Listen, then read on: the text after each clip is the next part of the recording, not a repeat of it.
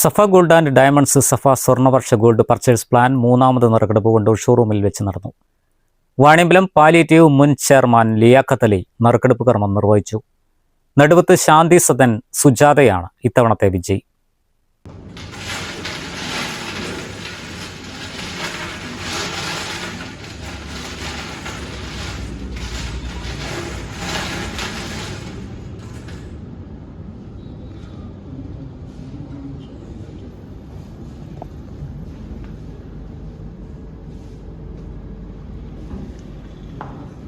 സഫ ഗോൾഡിൻ്റെ മൂന്നാമത്തെ സ്കീമിൻ്റെ നറുക്കെടുപ്പിനാണ് ഞാനിവിടെ എത്തിപ്പെട്ടിട്ടുള്ളത്.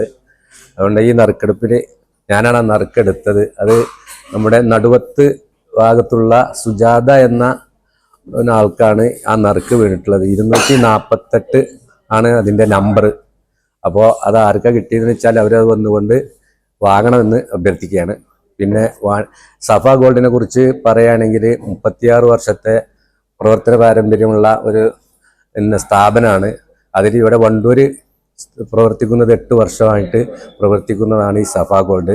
ഇവരിൽ പിന്നെ ഗോൾഡ് സ്ഥാപനം എന്നതിൻ്റെ ഹോൾസെയിലായിട്ടും അതുപോലെ ഇതിൻ്റെ മറ്റുള്ള കാരുണ്യ പ്രവർത്തനങ്ങളായിട്ടും പിന്നെ എന്തൊക്കെ സ്ഥാപനങ്ങൾ, റീറ്റെയിൽ, ഹോൾസെയിൽ, വിദ്യാഭ്യാസ സ്ഥാപനങ്ങൾ, ഇതെല്ലാം ഇവരെ ഇതിൽപ്പെട്ടതാണ്. അപ്പോൾ ഈ സ്ഥാപനമായിട്ട് നമ്മൾ കഴിയുന്നവരെല്ലാവരും സഹകരിക്കണമെന്നാണ് പറയുന്നത്. NSU 248 എന്ന നമ്പറിനാണ് നറുക്ക് വീണത്.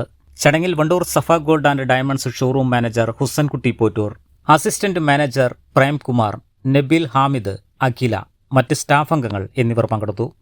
Business desk, W vision news.